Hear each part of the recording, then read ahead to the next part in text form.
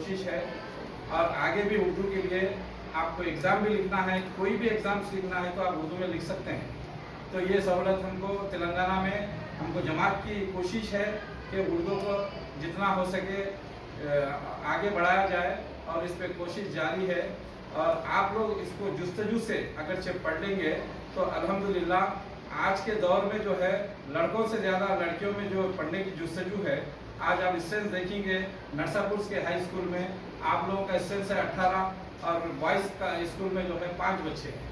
तो इससे आप लोगों में मेजॉरिटी ज़्यादा है, तो आप लोग दिलचस्पी लगा के पढ़िए।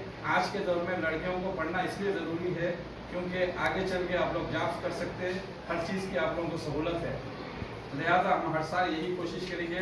मेदक में भी इसी तरह से तकसीम किया गया है। वहाँ के प्रिंसिपल हेडमास्टर ने एक रिक्वेस्ट की है कि हर साल जो है आप लोग उर्दू मीडियम के